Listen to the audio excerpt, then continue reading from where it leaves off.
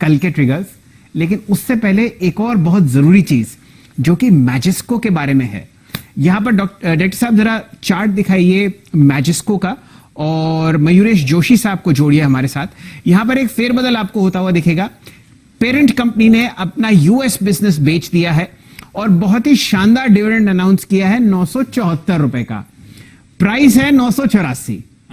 अब बताइए करना क्या है? मेरे ख्याल से आज आखिरी दिन है। जो इंटरेस्टिंग है, 974 रुपीज पर शेयर का डिविडेंड कल एक्स डेट, कल एडजस्टमेंट होगा। और शायद से कुछ दिन पहले 974 के नीचे चल रहा था, तो बाजार में बहुत अटकलें थी ये किस भाव पे नजर आएगा एक्स डेट के दिन। तो एक्सचेंजेस ने पहले तो क्लैरिफिकेशन दे दिया है। कैलकुलेशन समझिए, अंतरिम डिविडेंड आना है 974 रुपीज पर शेयर का और फेस वैल्यू है 5 रुपए। अब एक्सचेंजेस का कहना है सिनेरियो 1 ये है कि आज की जो क्लोज प्राइस है दोनों एक्सचेंजेस में, जहां पर भी ज्यादा क्लोज प्राइस होगी उसको लेंगे ये लोग, और आज डिविडेंड एडजस्टमेंट होगा 974 रुपए का। अगर ये 5 रुपए की फेस वैल्यू से ज्यादा अमाउंट आया तो फिर जो एडजस्टेड प्राइस कल सुबह आपको नजर आएगी वो आज का close price minus dividend amount. तो 984 अगर है तो कल 10 रुपए पे स्टॉक लॉजिकली आपको नजर आना चाहिए। इन केस बंद होते होते ये 5 रुपए के नीचे डिफरेंशियल स्लिप हो जाता है तो एक्सचेंजेस कह रही हैं कि घबराइएगा नहीं, जीरो नेगेटिव वेट ऐसा कुछ नहीं होना, 5 रुपए की फेस वैल्यू पे ही कल सुबह आपको ये लिस्ट होता हुआ नजर आएगा। अब अगला सवाल था आपका कि ये हो क्या रहा है। एक बार जरा शैल सर ने बिल्कुल सही कहा, मैजिस्को का पूरा धंधा इसका यूएस आर्म था जिसमें इनका 74% स्टेक था जो एक पी फर्म थोमा ब्रावो को इन्होंने बेच दिया था। उसके बाद जो कैलकुलेटेड अमाउंट इनकी बुक्स पे आया था 3055 करोड़ रुपए मैजिस्को के पास उस सेल के थ्रू आए थे। इन्होंने पैसा वापस देने के लिए एक बायबैक लेकर आए, बहुत ठंडा रिस्पांस मिला था, केवल 164 करोड़ रुपए उस बायबैक में खर्च हुए थे, तो इनके पास बचे रह गए थे 2890 करोड़ रुपए। अब उसके बाद ये जो इंटरिम डिविडेंड घोषणा करी है 974 रुपीज की, ये दरअसल 2788 करोड़ रुपए कुल मिलाकर इस इंटरिम डिविडेंड पे खर्च करने वाले हैं। इनकी बुक्स पे अभी भी 103, केवल 103 करोड़ रुपए रहेंगे। साथ में इस कंपनी मैजिस्को के पास नवी मुंबई में एक बिल्डिंग है, उसे वे रियल एस्टेट कह रहे हैं, अगले 12 से 24 महीनों में उसको भी डिस्पोज ऑफ कर दिया जाएगा और उसके बाद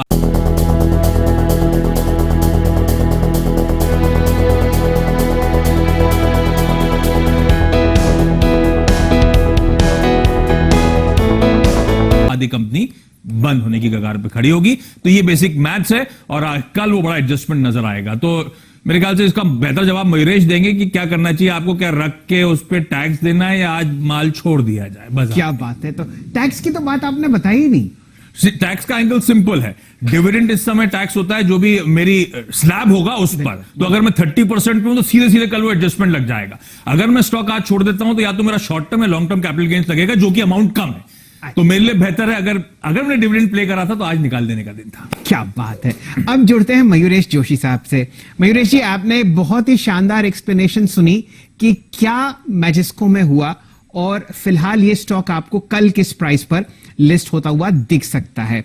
अब आप बताइए, अगर आपके पास मैजिस्को के शेयर होते और आप हाईएस्ट टैक्स ब्रैकेट में जाहिर तौर पर हैं तो आप क्या करते?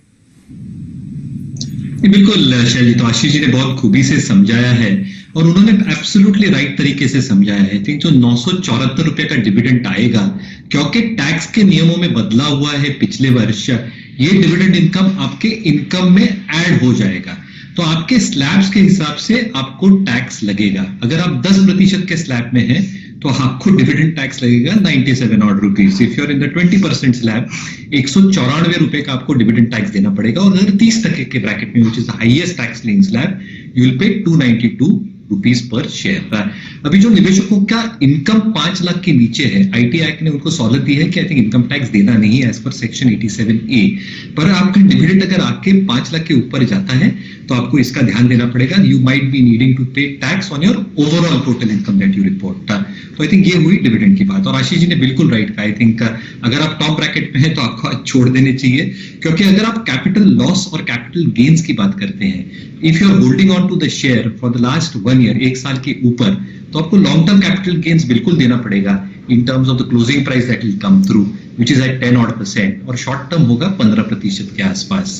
जो निवेशकों ने गलती से डिविडेंड्स के लिए शेयर्स खरीदे थे और 3 महीने के अंदर अगर वो निकलते हैं तो capital loss can not be adjusted against capital gain. तो मेरे हिसाब से आई थिंक जो टैक्स ब्रैकेट हाईएस्ट है उनको आशीष जी और जैसे मैं भी बता रहा हूँ आई थिंक छोड़ देना आज ही काफी मुमकिन स्ट्रैटेजी। चलिए, अगर आपके पास शेयर है और आप हाईएस्ट टैक्स ब्रैकेट में हैं यानी कि 36.5%, तो बचे हुए 12 और 30 42 मिनट में आपको स्टॉक को टाटा करना है और उसके बाद जो री लिस्टेड प्राइस होगा वो आपको कल सुबह पता चलता हुआ दिखेगा।